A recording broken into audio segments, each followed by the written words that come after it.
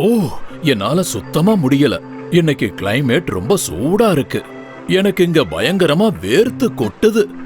இன்னைக்கு நான் குளிக்க வேண்டியதே இல்ல, ஏன்னா என்னோட வியர்வையிலேயே நல்லா குளிச்சிட்டேன்.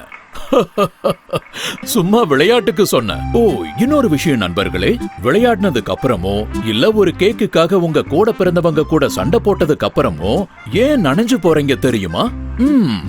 சரி, எதனால எப்படி இந்த உப்பு கரிக்கக்கூடிய திரவம் உங்க தோல்ல இருந்து வெளியேறுதுன்னு தெரிஞ்சுக்கலாம். உண்மையிலேயே அதோட நோக்கம் என்னங்கிறதையும் நாம பார்க்கலாம்.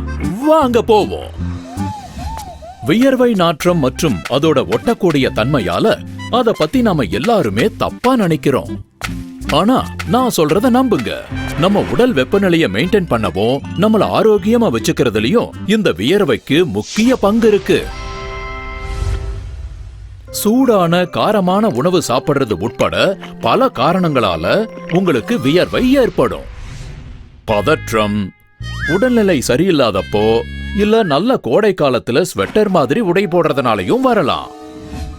ஆனா ஓடுறது இல்ல விளையாடுறது மாதிரியான பிசிக்கல் ஆக்டிவிட்டிஸ் தான் வியர்வை வர பொதுவான காரணமா இருக்கும். இது தோலோட கீழே இருக்கிற வியர்வை சுரப்பிகளால தூண்டப்படுது.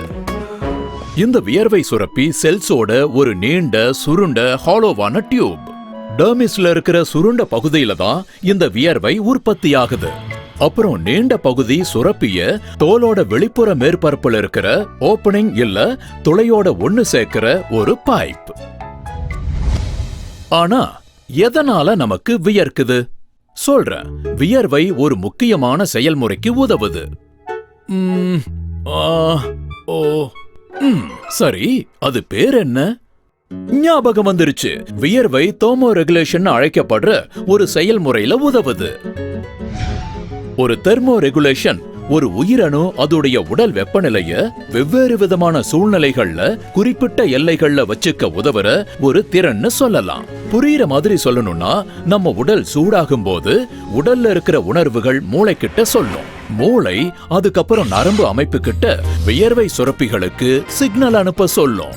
நம்ம உடல் முழுக்க இருக்கிற அதுங்க வேலை செய்ய தொடங்கி வியர்வைய உற்பத்தி செய்யும்.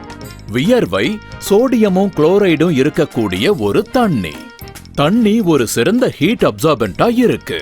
நம்ம உடலுடைய வெப்பத்தை பெரும்பாலும் அப்சார்ப் பண்ணி அதை எவாபரேட் பண்றதால அது உங்க உடலுடைய வெப்பத்தை கொஞ்சம் குறைக்க உதவும்.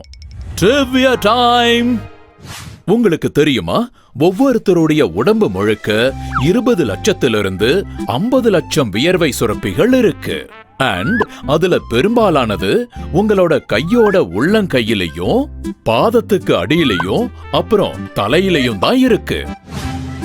சோ, உங்களுக்கு புரிஞ்சுதா நண்பர்களே? அடுத்த தடவை நீங்க வழக்கத்தை விட அதிகமா விளையாடும் போது ரொம்ப களைச்சு போகாம உங்களை குளிர்ச்சி படுத்தக்கூடிய உங்க சுரப்பிகளுக்கு நன்றி சொல்லலாம். இன்னும் நிறைய ஃபன் ஃபேக்ட்ஸோட உங்களை திரும்ப சந்திக்கிறேன். நான் தான் உங்க டாக்டர் பைனாக்ஸ் இங்கிருந்து கிளம்புறேன்.